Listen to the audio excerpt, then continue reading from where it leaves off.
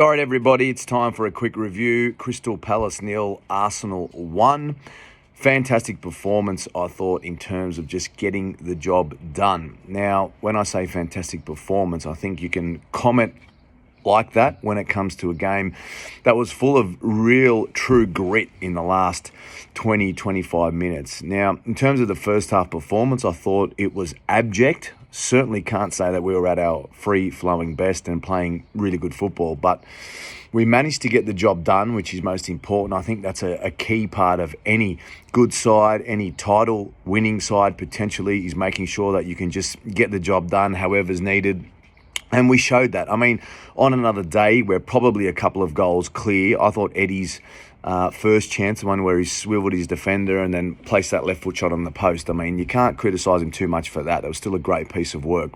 Could have, should have scored perhaps, but it was the second one where he was through, where he tried to chip the keeper, that I thought, look, on another day, you can probably side foot that one or even just dink it over that little bit more softly. But regardless, still a magnificent away result for us. Look, abject, as I said before, I think is a really key point to make with regards to the overall performance. Now, a lot of people have been really critical about Kai Havertz already. I don't think it's the time to do that just yet. I mean, we have to trust Arteta. He's built the club back up really well over the last couple of years. And what we've seen is that he knows what he's doing. He knows how to get the best out of players. And it's only been 2 games. Now, Havertz in that midfield, exactly what his role is yet, I think, is to be defined. He moved around a lot and came and got the ball without doing anything, miraculous or spectacular. But I thought when we were down to 10 and he played, up front as a 9, he was magnificent. He ran his bum off. He managed to get the ball, win it a few times, draw a few fouls. I thought he was really good.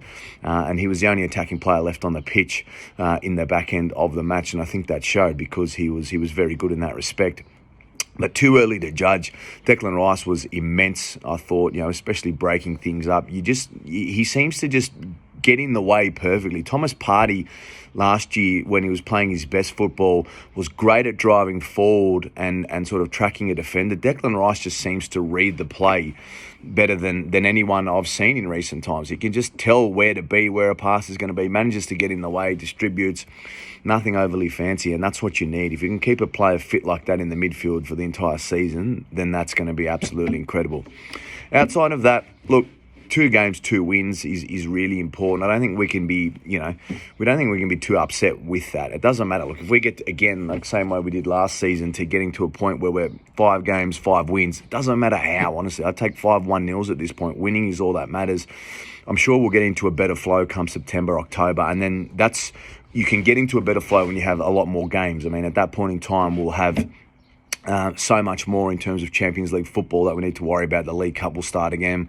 And then as you get, to those tougher, colder months, the bigger away days, I think we've got a good chance to get a march up on our rivals. Our next 3 home games, we've got Fulham, then we've got United, and then after that we've got City and Spurs. I think in the opposite order. I think it's Spurs first, then City. But there's a chance here to get a marker on those big teams. Too early to say if City, don't look the best. I think we can certainly agree that City have lost some big players. They've lost 3 big players in Mahrez, Gundogan and De Bruyne. They've lost him in the context that he's out injured. So let's not worry about that. We just worry about ourselves, getting the victories that we need, and we can push forward. But overall, very impressed with how we've managed to get the points, the grit on show. I don't want to get too negative about what's happened with Tomiyasu yesterday. It was a strange old red card, let's be honest. I mean, I saw a tweet from a good friend of mine, Frank Stubbs, close in our supporters clubs over there in England, and talking about back in the day, people used to get sent off for far less, for far more, and these days they're getting sent off for far less. He basically said, people used to borderline assault people back in the day, and there used to be a lot of tickings off, and all right, get on with it. It was a tough old sport, but he effectively got sent off for close to F4 yesterday, really. I mean, the yellow shouldn't probably have been for him, should have been for Havertz. For hanging on to it for too long. And then you look at what happened with The second one, it wasn't even a foul, let's be honest. And the fact that VAR can intervene on upgrading a yellow to a red, but then it can't intervene on a yellow that's led to a red, which has meant that someone's been sent off. Like, it's just backwards in terms of the way the rules run. I'm sure they'll refine it in time, but that certainly didn't do us any favours, unfortunately. But anyway, on another day, I'm sure we'd be a little bit more filthy and we'd be commenting more about, being hard done by. But in this circumstances, we've won the game. Let's move on. Happy days. Everyone's playing okay to start with, and 3 points is most important. So crack on we go. Fulham, Saturday night here in Australia is the next game, midnight kickoff. Looking forward to that. And then Manchester United a week later before the international break. And then we move into our first spell of 7 games in 3 weeks. International break, 7 in 3 if we get through in the League Cup, and then 7 in 3 and off we go. So all in all, happy days, Gooners. We've got the win, and that's the most important.